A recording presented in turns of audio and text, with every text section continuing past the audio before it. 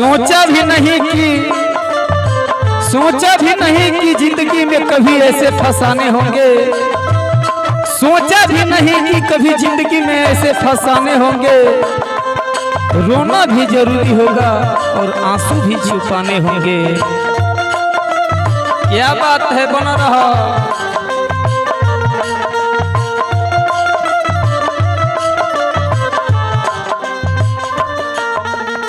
हे ललन भैया, एगो प्रेमी प्रेमिका के भाव बा। प्रेमी जौन बात कहता ये हमर सोना तहरा के भुलाई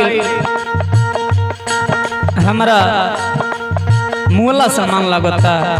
देखिए लड़का कहता कि आसान नहीं तरह के भुलाई। कहता लड़का का मिलके भुलावल हो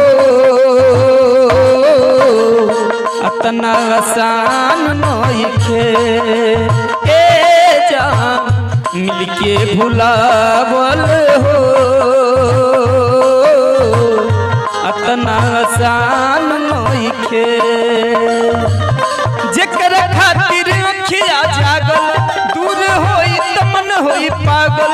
जेकर खातिर अखिया जागल दूर होई त मन होई पागल। दर्द दिल के छुपावल आसान नइखे। मिलके भुलावल हो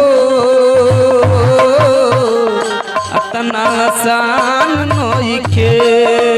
ए जान मिलके भुलावल हो अतना आसान नइखे। क्या बात है, बना रहा।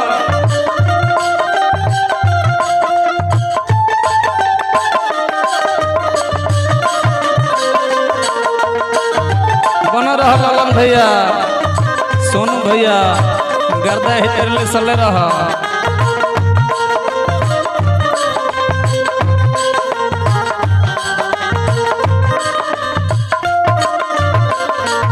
ए ललन भैया और लड़का कहता कि हमार सोना ये प्यार ऐसा चीज हो कि एकरा में जे डूब गई उ फिर बहरी ना निकली।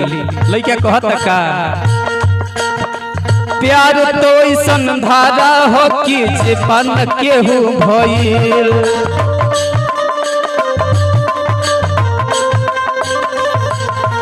जे दिलवा लगइल सो में डूब के उ मरी गइल।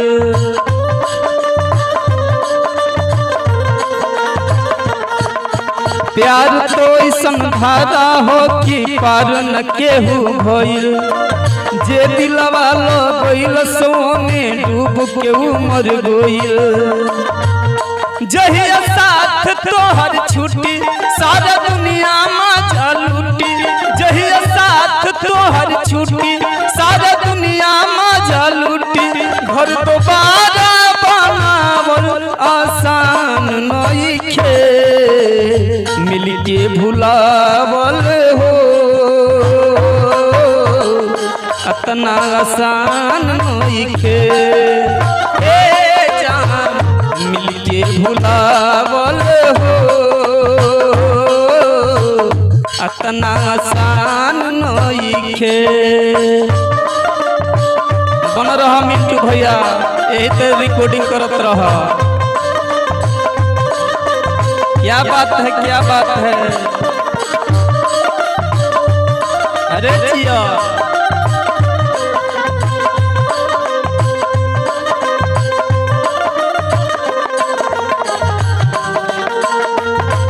बन रहा, बन रहा।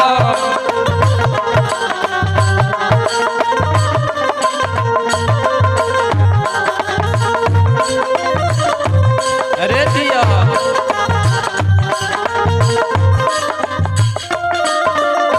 और लइका कहता का प्रीत के पीर बुझाला बहुते जे करे उ जाने।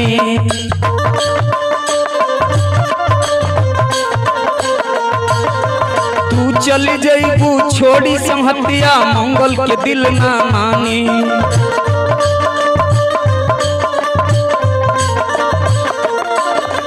प्रीत के पीर बुझाला बहुते जे करी उ जानी तू चल जइबू छोड़ी संगतिया मंगल के दिल ना मानी मिट्टू ललन बा सच्चाई कोई दावा ना मिल पाई मिट्टू ललन बा सच्चाई कोई दावा ना मिल पाई दिल केहू से लगावल आसान नइखे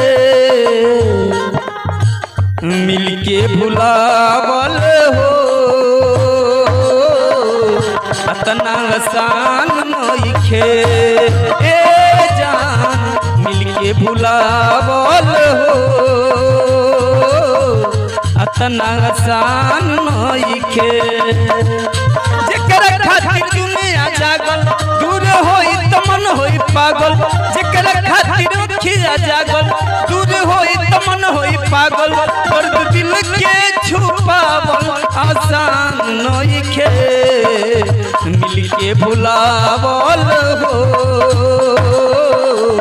अतना आसान नइखे ए जान मिलके भुलावल हो